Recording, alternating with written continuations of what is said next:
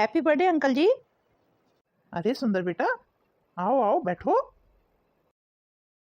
सुंदर बेटा, तुम्हें मेरा जन्मदिन याद था? अरे कैसी बातें करते हैं अंकल जी, कैसे याद नहीं होता भला, आप मेरे पिता समान हैं। हम तो ये पूछने आए थे अंकल जी, आपको अपने बर्थडे पे क्या चाहिए? मैं सोच रही हूँ आपके बर्थडे पे शाम को एक पार्टी दे देती हूँ। नहीं नहीं बेटा, धन्यवाद। इतना सब कुछ करने की जरूरत नहीं है।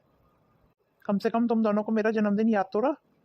मेरे तो अपने बच्चों को ही मेरा जन्मदिन याद नहीं है। भले ही तुम मेरे किराएदार हो, पर मेरे लिए तुम मेरे बच्चों से ज़्यादा बढ़ के हो। आओ बेटा बैठो। नहीं नहीं अंकल जी, अब चलते हैं। आपके बर्थडे की इतनी सारी तैयारियां जो करनी है। अरे सुंदर बेटा, थोड़ी देर बैठ जाओ ना। तुम दोनों आते हो ना तो मुझे बहुत अच्छा लगता है। मैं अभी सुनैना बहू को बोलता हूँ, तुम दोनों के लिए चाय बना के लाएगी। सुनैना बहू, बच्चों के लिए जरा चाय बना के ला, और साथ में कुछ खाने के लिए भी लाना। आज तुम दोनों जो खाना चाहोगे ना, वही मंगाऊंगा तुम्हारे लिए। बताओ क्या खाना चाहते हो तुम दोनों? अब आप इतना कह ही रहे हैं अंकल जी, तो पिज़्ज़ा ही मंगा लीजिए, वही खा लेंगे, सस्ते में ही काम निपट जाएगा। चल ठीक है बेटा, मैं अभी पिज़्ज़ा ऑर्डर कर देता हूँ। आपको पता है अंकल जी, आज हम दोनों सुबह मंदिर गए थे आपकी लंबी उम्र की प्रार्थना करने के लिए। अरे अरे मेरे बच्चों, ये तो तुम्हारा मेरे लिए प्यार है। नहीं तो आज के समय में तो अपने बच्चे यही चाहते हैं कि माँ बाप जल्दी से जल्दी मर जाएं। और एक तरफ तुम हो जो पराये होते हुए भी मुझे अपना मानते हो। भगवान तुम दोनों को हमेशा खुश रखे। बस अंकल जी, हम तो यही चाहते हैं कि आपका आशीर्वाद सदैव हम पे बना रहे। सुनो जी, यही सही समय है, अंकल जी से वो किराए वाली बात कर लो। अरे तुम दोनों क्या खुसर फुसर कर रहे हो? मुझे भी तो बताओ। नहीं नहीं अंकल जी, कुछ खास नहीं। वो शीतल बस शाम की पार्टी के बारे में ही बात कर रही थी। अंकल जी, मुझे एक और बात करनी थी आपसे। अगर इस महीने का किराया माफ़ हो जाता तो। अरे कोई बात नहीं है बेटा, माफ समझो तुम अपना किराया। तुम तो अभी बैठो और पिज़्ज़ा का आनंद लो। सुनैना बहू, चाय नहीं लेके आई अभी तक तो? और खाने के लिए भी लिया कुछ? आपको पता है अंकल जी, जब आपके साथ होता हूँ ना, तो मुझे अपने पापा की कमी महसूस नहीं होती है। आपका साथ पाके तो मुझे ऐसे लगता है अंकल जी, जैसे धरती पे स्वर्ग मुझे यहीं मिल गया। ये लो, तुम्हारी आंटी भी आ गई। नमस्ते आंटी जी, कैसी हैं आप? नमस्ते आंटी जी, वो अंकल जी का बर्थडे था ना, तो अंकल जी को विश करने के लिए आए थे हम। हाँ हाँ सही किया बेटा, जो अंकल जी को बर्थडे विश करने चले आए, नहीं तो और किसी को तो हमारी कोई परवाह ही नहीं है। मुझे तो सुंदर बेटा ऐसे लगता है अपनों से ज़्यादा अच्छे तो गैर होते हैं। अब तुम खुद को ही देख लो, तुम्हें मेरा जन्मदिन याद रहा और मेरे अपनों को मेरा जन्मदिन ही याद नहीं है। तुम कितनी परवाह करते हो मेरी। सुने ना, मैं ऑफिस से आ गया हूँ, तुम मेरे लिए एक कप चाय भिजवा देना मेरे कमरे में। रमन भैया, आप कैसे हैं आप? मैं तो ठीक हूँ, तुम बताओ तुम कैसे हो? अरे भैया, हम भी बिल्कुल ठीक हैं, अंकल जी का आशीर्वाद जो हमारे साथ है। हाँ, वो तो मैं जानता हूँ कि उनका आशीर्वाद तुम्हारे ही साथ है।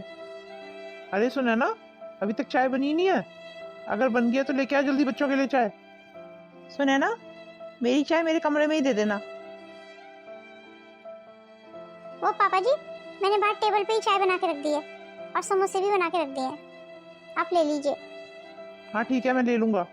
अब तुम जाओ। अब बहू जाओ भी यहाँ से। हमारा मुंह क्या देख रही हो खड़े होके? चलो चलो बेटा, आप चाय पी लो, जब तक चाय पियोगे तब तक तुम्हारा पिज्जा भी आ जाएगा। ठीक है आंटी जी, चलिए। इन बच्चों को इनके माँ बाप ने कितने अच्छे संस्कार दिए हैं, कितनी इज्जत करते हैं ना हमारी। हाँ जी, ये बात तो आपने बिल्कुल सही बोली, काश हमारे भी ऐसे बच्चे होते। पता नहीं भगवान को हमसे क्या दुश्मनी थी जो हमें नालायक और निकम्मा बेटा दे दिया है। चलो तुम अपना मूड मत खराब करो।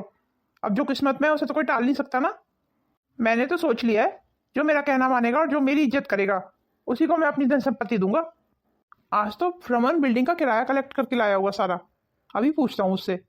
रमन, रमन, जी बाबूजी। रमन, आज तो सारे किराएदारों से तू किराया कलेक्ट करके लाया होगा ना? कहाँ है सारा किराया? जी बाबूजी, सारे किराएदारों ने किराया दे दिया है, सारे पैसे मेरे बैग में ही रखे हैं। तो तूने मुझे किराया दिया क्यों नहीं? सारे पैसे अपने पास रख के क्यों बैठा है? नहीं बाबूजी, ऐसी कोई बात नहीं है। वो जब मैं आया था तो सुंदर और उसकी बीवी खड़े हुए थे आपके पास, तो उनके सामने मैंने किराया देना सही नहीं समझा, इसलिए मैंने आपको नहीं दिया। क्यों? उनके सामने अगर तू मुझे पैसे दे देता तो क्या हो जाता? तेरे से ज्यादा मैं उन दोनों बच्चों पर विश्वास करता हूँ, समझा? सुंदर और उसकी बीवी भी हमारे घर का हिस्सा है, उनसे शर्माने की और उनसे फॉर्मेलिटी करने की जरूरत नहीं है, समझा? आइंदा से ध्यान रखना इस बात का। पर बाबूजी मुझे ऐसे लगता है दूसरों के सामने पैसे का लेन देन ना सही नहीं होता है। पता नहीं पैसे देख के कब किसकी कहानी है डोल जाए, आखिर हैं तो वो बाहर वाले ही ना। चुप कर तू, तेरे से ज्यादा मैं उन दोनों बच्चों पे विश्वास करता हूँ। अपनी अकल ना तू ज्यादा मत चलाया कर।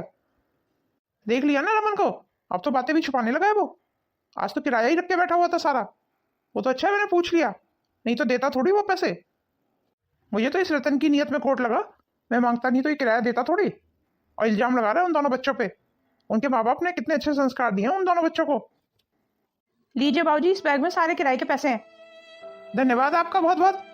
लाओ अब दे दो मुझे मेरे पैसे। अब आप जाइए यहाँ से, अब आपका कोई काम नहीं है यहाँ पे। वो पापा मुझे कुछ पैसे दे दीजिए, मुझे 5,000 रुपये चाहिए। क्यों? तेरे घर परिवार का सारा खर्चा तो हम उठा ही रहे हैं ना, तो तुझे 5,000 रुपए क्यों चाहिए? वो माँ, सारी टी शर्ट और शर्ट घिस गई है मेरी, तो मैं सोच रहा था कुछ नए कपड़े खरीद लाता हूँ अपने लिए। अभी 6 महीने पहले ही तो तू कपड़े खरीद के लाया था, क्या जरूरत है इतने कपड़े खरीद के लाने की? जब देखो फिजूल खर्ची की बातें करता रहता है। फिजूल खर्ची के लिए हमारे पास पैसे नहीं है, चल जा अब यहाँ से। इनका क्या है, इनकी तो जीभ हिल जाती है बहुत जल्दी कि पैसे दे दो। पैसे कोई पेड़ पे उग रहे हैं? अब कितनी मेहनत से पैसे कमाए जाते हैं। वो तो आपकी मेहनत थी जी, तो आपने 2 बिल्डिंगें बना के खड़ी कर दी। आज उन्हीं का जो किराया आ रहा है उसी से हमारे घर का खर्चा अच्छे से चल रहा है। नहीं तो अगर रमन के सिर पे हमारी जिम्मेदारी होती ना तो वो तो भूखा मार देता हमें। उन्हीं बिल्डिंगों का जो किराया आ रहा है उसी से इसका परिवार और ये पल रहा है। इसने अपने दम पे किया ही क्या है आज तक। और एक और बात बता दूं जी आपको, अगर हम इसके परिवार का खर्चा ना उठाए ना तो ये 10 दिन अपने परिवार को नहीं पाल सकता है, ना निकम्मा कहीं का। अब हम कर भी क्या सकते हैं, अब हमने ऐसी नालायक औलाद पैदा कर दी है तो उसका भुगतान तो हमें करना ही पड़ेगा ना।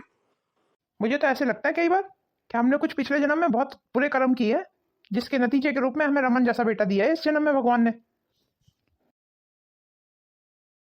क्या हुआ जी, कुछ परेशान लग रहे हो? तुमने देखा ना बाबूजी कैसे मेरी हर समय बेइज्जती करते रहते हैं, हमेशा मुझे नालायक और निकम्मा ही बोलते रहते हैं। ये तो बाबूजी की पुरानी आदत है, इसमें नया क्या है? उनको हमेशा अपने बच्चों से ज्यादा दूसरों के बच्चे अच्छे लगते हैं। उन्होंने हमेशा अपने बच्चों से ज्यादा दूसरों के बच्चों पे विश्वास किया है, उन पे ज्यादा भरोसा जताया है। क्या तुम्हें भी ऐसा लगता है कि मैं कोई काम नहीं करता, नालायक हूँ, निकम्मा हूँ मैं? मेरी किस बात से आपको ऐसा लगा कि मुझे ऐसा लगता है आपके लिए? कोई भी फैमिली बिजनेस होता है ना, उसमें सबकी मेहनत लगी हुई होती है। पापा ने बिल्डिंगें बनाई, ये बहुत अच्छी बात है, पर अब बिल्डिंगों का इतना सारा किराया आ रहा है, इतने सारे किराएदारों को हैंडल करना ही कोई मजाक बात थोड़ी है। वो सारा तो तुम ही कर रहे हो, पर उसके बाद भी वो ये समझते हैं कि वही सारी मेहनत कर रहे हैं और सिर्फ बिल्डिंग बनाना ही काफी है, तो ये उनकी गलतफहमी है। किराएदारों को हैंडल करने में भी 100 लफड़े होते हैं। कभी नल टूट गया, कभी बिजली चली गई, कभी घर में सीलन, कभी पेंट खराब हो गया, कभी कुछ हो गया, कभी ये हो गया, कभी वो हो गया। अब वो सारा तो तुम ही मैनेज कर रहे हो ना। अगर ये सब मैनेज नहीं करोगे तो सारे किराएदार भाग जाएंगे, कोई भी नहीं रुकेगा। और जब कोई किराएदार रुकेगा ही नहीं तो किराया कैसे आएगा फिर?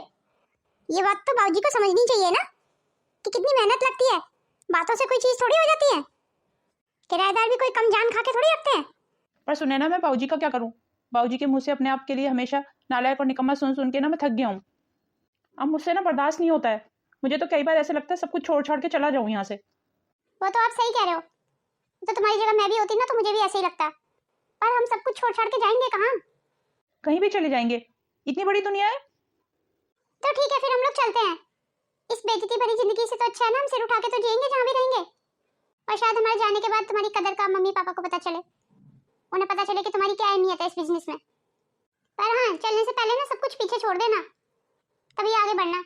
अगर मुंह ममता रखोगे ना तो कभी आगे नहीं बढ़ पाओगे। वैसे भी बाबूजी के हिसाब से तो तुम कुछ करते ही नहीं हो ना, तो यही सही। हाँ सही कहा तुमने, जब मैं कुछ करता ही नहीं हूँ तो उनको तो कोई फर्क ही नहीं पड़ेगा ना मेरे होने या ना होने से। और तुम्हें पता है बाबूजी ने सुंदर का इस महीने का किराया फिर माफ कर दिया है। क्या? सुंदर ने तो पिछले 6 महीने से घर का किराया नहीं दिया है। पर उसको तो कुछ नहीं बोलेंगे ना बाबूजी, क्योंकि तो वो तो उनके बेटे जैसा है। पर तुम सगे बेटे होते हुए भी तुम्हें 5,000 रुपए के लिए मना कर दिया, जो सारी मेहनत कर रहा है। और तुम्हें पता है टेक्निकली किराएदारों का रेंट एग्रीमेंट हर 11 महीने बाद चेंज होना होता है, और बाबूजी ने इसका कितने 2-3 साल से तो इसका रेंट एग्रीमेंट भी चेंज ही नहीं कराया है। मैंने बाबूजी को कितनी बार बोला है कि बाबूजी इसका रेंट एग्रीमेंट चेंज कराते रहिए, पर बाबूजी है कि मेरी बात सुनते ही नहीं है। जिस दिन ये मकान पे कब्जा कर लेगा ना तब बाबूजी को मेरी बात समझ आएगी। वो सब तो आप छोड़ो जी, हमें क्यों मुंह ममता में पड़ना है? बाबूजी जाने और सुंदर जाने। मुझे तो ये टेंशन है कि अगर हम यहाँ से चले जाते हैं तो बच्चों का स्कूल भी तो चेंज करवाना पड़ जाएगा ना, फिर वो कैसे कराएंगे? ओ उसकी तुम टेंशन मत करो, कहीं भी स्कूल में आराम से एडमिशन हो जाएगा हमारे बच्चों का। ठीक है तो फिर जी हम अपनी जिंदगी की नई शुरुआत करते हैं। वैसे भी ये तो बुजुर्गों ने ही कहा है कि जहाँ कदर नहीं हो ना वहाँ रहना ही नहीं चाहिए। भाई मान गए तुम्हें, बुड्ढे को क्या झांसे में ले रखा है तुमने? क्या अच्छे से चापलूसी करते हो तुम? बुड्ढा तो बिल्कुल मेरे कहे अनुसार चल रहा है इस समय। तुम्हें पता है इस मकान का किराया ना 15,000 रुपए है हर महीने का, और मैंने तो 6 महीने से किराया ही नहीं दिया है, और बुड्ढे को कोई फर्क ही नहीं पड़ रहा इस बात का। और तुमने देखा ना बुड्ढा कितना बेवकूफ है, 100 रुपए के फूल क्या दे दिए मैंने उसे, उसने तो हमें 5,000 रुपए का तो पिज्जा ही खिला दिया। बेवकूफ बुड्ढा गई का। और मुझे तो हंसी इस बात पे आ रही है कि उसने ये भी विश्वास कर लिया हमारी बात का कि हम मंदिर जाके उसके लिए पूजा करके आए थे, उसकी लंबी उम्र के लिए। पागल और बेवकूफ बुड्ढा कहीं का, अपनी औलाद से ज्यादा मुझ पे विश्वास कर रहा है। इसीलिए तो कहते हैं ना कि बुढ़ापे में लोग सटिया जाते हैं, ये बुड्ढा भी ना पूरी तरीके से सटिया गया है। खैर हमें क्या है, हमारा तो फायदा ही हो रहा है ना। बस थोड़ा सा जो डर लगता है ना मुझे इस बुड्ढे के बेटे रमन से लगता है। बस ये रमन ही मुझ पर दबाव डाल रहा है बार बार मकान खाली करने के लिए, और ये मकान तो मैं हरगिज खाली करूंगा नहीं। बस कुछ साल और रह लूं यहाँ पे, उसके बाद मैं इस मकान पे दावा ठोक दूंगा। दावा? दावा किस बात का? अरे यही कि ये मकान मेरा है, मैं इस मकान का मालिक हूँ। तुम्हें पता है कोर्ट भी मेरे ही हक में फैसला सुनाएगी फिर। अच्छा ऐसा भी होता है? ये बात तो मुझे पता ही नहीं थी। तो तुम्हें क्या लग रहा था कि मैं बुड्ढे की बेफालतू में चापलूसी कर रहा हूँ इतने दिनों से? मैं तो अपने बाप का भी सगा नहीं हूँ, तो इस बुड्ढे का सगा कहाँ से हो जाऊंगा? नहीं नहीं तुम ऐसे ही लगे रहो, हो सकता है तुम्हारा ये सपना जल्दी सच हो जाए। तुम तो जानते हो इतने बड़े शहर में हमारी हैसियत तो है नहीं मकान खरीदने की। अगर ऐसा हो जाता है तो इससे अच्छी तो कोई बात हो ही नहीं सकती। तुम बस आगे आगे देखती जाओ मैं क्या करता हूँ। मेरे पति परमेश्वर, मुझे तुम पे पूरा विश्वास है, तुम जो भी करोगे ना सही करोगे। रमन ये सब क्या है? ये बैग पैक लेके कहाँ जा रहा है? कहीं घूमने जा रहा है क्या? क्या तूने हमें बताना भी जरूरी नहीं समझा? नहीं माँ मैं घूमने नहीं जा रहा, मैं ये घर छोड़ के जा रहा हूँ। क्या घर छोड़ के जा रहा है? पर कहाँ जा रहा है? पुष्पा इसे जाने दे, इसे रोकने का कोई फायदा नहीं है। जब 10 दिन घर से बाहर रहेगा ना तो अकल ठिकाने आ जाएगी इसकी। वैसे भी ऐसे नालायक और निकम्मों के लिए इस दुनिया में भी कोई जगह नहीं है। ये देखना 10 दिन के बाद यहीं आएगा सामान उठा के फिर से। मैं कौन सा इसे रोक रही हूँ? आराम से जाए और शौक से जाए। जब इसे हमारी जरूरत नहीं है तो हम ही कौन सा मरे जा रहे हैं इसके लिए। वैसे भी हमारे कौन से काम इसके बिना रुक रहे हैं। पापा जाने से पहले एक बात कहना चाहता हूँ, सुंदर से जितना जल्दी हो सके ना उतनी जल्दी मकान खाली करा लेना, नहीं तो वो 1 साल के बाद ना दावा ठोक सकता है, तुम्हारे मकान पे कब्जा कर लेगा वो, और फिर कोई इसे निकाल नहीं पाएगा। और आप तो जानते ही हो इंडिया की कोर्ट की हालत, सालों साल मुकदमे चलते रहते हैं और कोई फैसला भी नहीं आता है। हाँ हाँ, तू मुझे ज्ञान मत बांट, मुझे सब पता है मुझे क्या करना है। अब तू अपने बारे में सोच कि यहाँ से जाने के बाद तू क्या करेगा। पैर छूती हूँ माँ जी, आशीर्वाद दीजिए हमें, इसकी कोई जरूरत नहीं है, उठ जा। चलो सुनैना, यहाँ पे हमारी जरूरत किसी को नहीं है, यहाँ पे तो हमें देने के लिए आशीर्वाद तक नहीं है।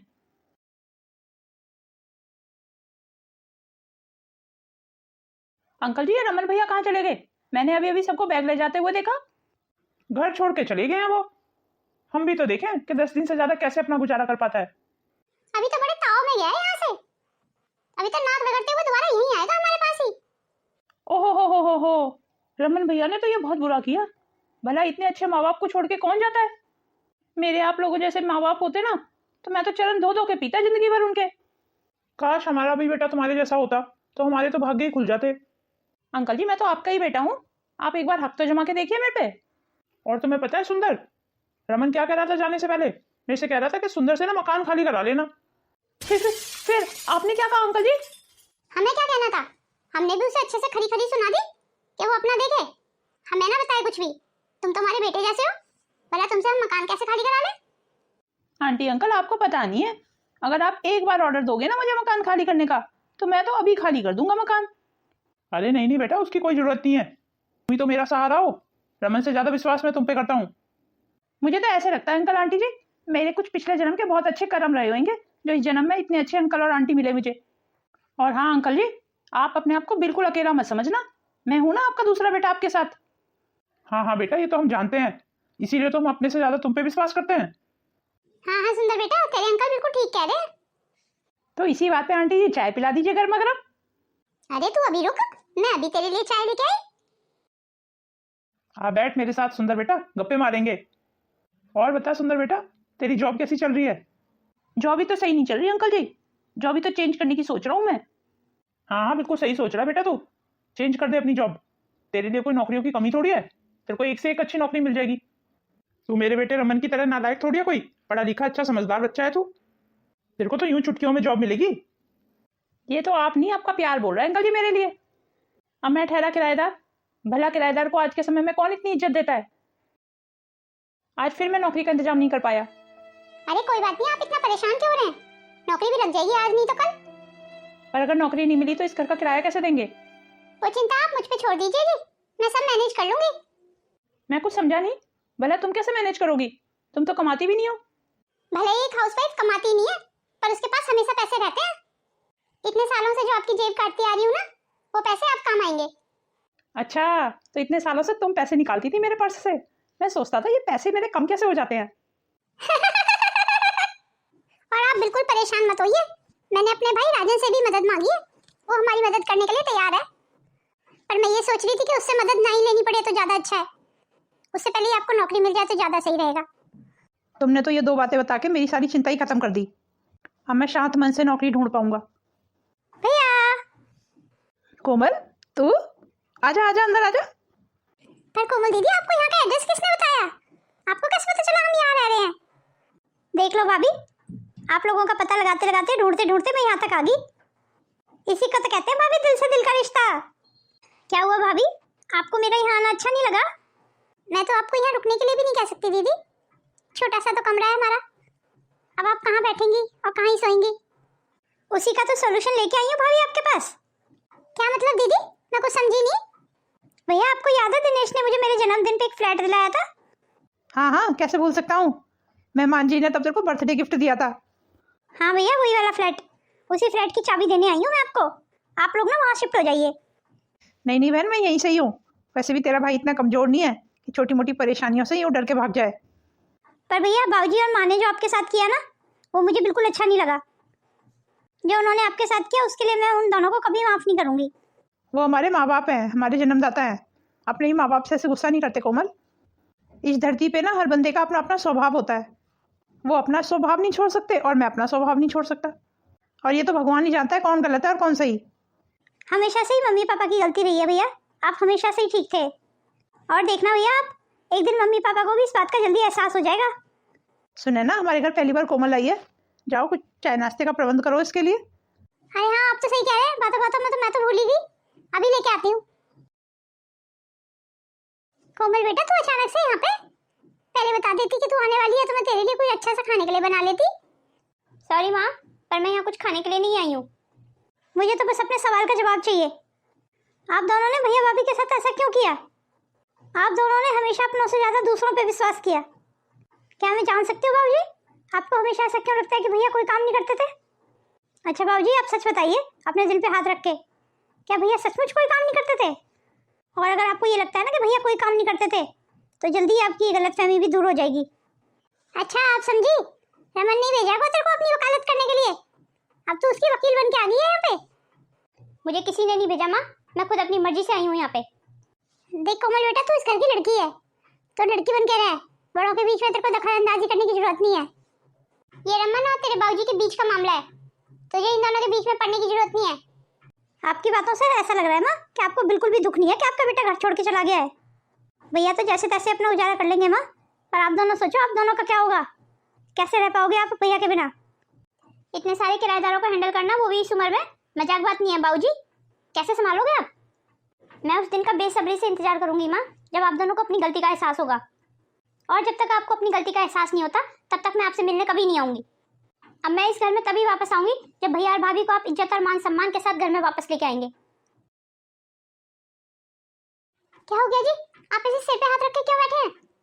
क्या बताऊं कोमल की माँ, सारे किराएदार फ्लैट खाली कर करके जा रहे हैं। कोई फ्लैट में रुकने को तैयार ही नहीं है। पर किराएदार फ्लैटों में रुकने को तैयार क्यों नहीं है? हर किराएदार की अपनी अलग परेशानी। कोई कह रहा टैप टूट गया, कोई कह रहा लाइट नहीं आ रही, कोई कह रहा पेंट करा दो, कोई कह रहा सीलन आ रही है। मैं तो सबकी कंप्लेंट सुन सुन के थक गया हूँ।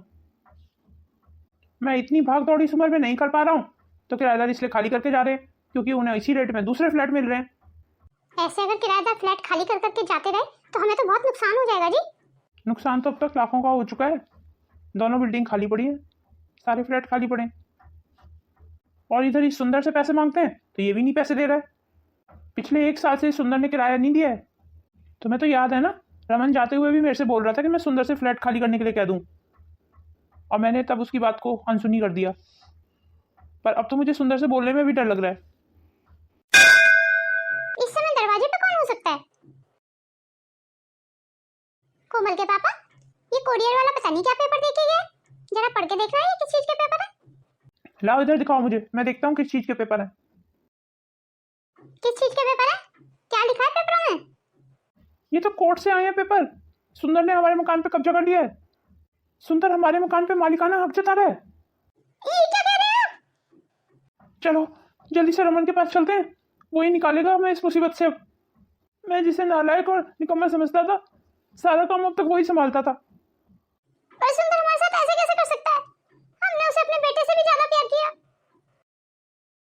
मम्मी पापा, आप दोनों यहाँ आइए, बैठिए। बहू, रमन कहाँ है? हमें रमन से अभी बात करनी है। पापा वो तो अभी काम पे गए हुए हैं, वो तो शाम तक ही वापस आएंगे। आप बैठिए ना, मैं आपके लिए तब तक चाय पानी लाती हूँ। बहू, तू रमन को फोन करके बुला ले जल्दी। हम बहुत बड़ी परेशानी में फंस गए हैं, हमें उससे अभी बात करनी है। अगर ऐसी बात है पापा, तो मैं भी फोन करके बुला लेती हूँ उन्हें। आप आइए तो सही, तब तक बैठिए ना, खड़े क्यों हैं? इसी वजह से मैंने आते समय भी बोला था बाबूजी आपको कि सुंदर से मकान खाली करा लो। अब तो उसने कोर्ट में दावा ठोक दिया बाबूजी। अब तो पता नहीं कहाँ तक बात जाएगी, अब तो ये बहुत लंबा चलेगा। पर रतन बेटा, कोई ना कोई उपाय तो हो गई ना। अब तो यही है कि बाबूजी कि सुंदर अगर कुछ ले दे के मकान खाली कर दे तो कर दे। रमन बेटा, तू वापस आ जा और अपना सारा काम संभाल ले। आज भगवान ने मुझे इस बात का एहसास करा दिया है कि तू नालायक और निकम्मा नहीं था। इतना काम करने के बाद भी तेरे चेहरे पे बिल्कुल थकान नहीं होती थी, तो मुझे यही लगता था कि शायद तू कोई काम ही नहीं करता है। मैं घमंड में कुछ ज़्यादा ही पागल हो गया था। मुझे ऐसे लगता था सब कुछ मैंने ही किया है। मैंने अपनों से ज़्यादा दूसरों पे विश्वास किया और उसी का दंड आज मैं भुगत रहा हूँ। रमन बेटा, घर वापस चल।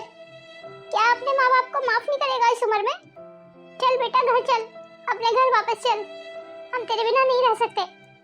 तेरे बाबूजी और मैं, हम दोनों तो तभी बिखर गए थे जब तू उस घर को छोड़ के आया था। पर अपने अहंकार और घमंड के चलते हम इस बात को मानने को तैयार ही नहीं थे। तुझे नालायक और निकम्मा जो साबित करना था। हम दोनों ने हमेशा तुझे औरों के सामने नीचा दिखाया, और तू भी बिना कुछ बोले, बिना कुछ चाहे, सब कुछ एक ही पल में ठोकर मार के आ गया और यहाँ आके रहने लगा।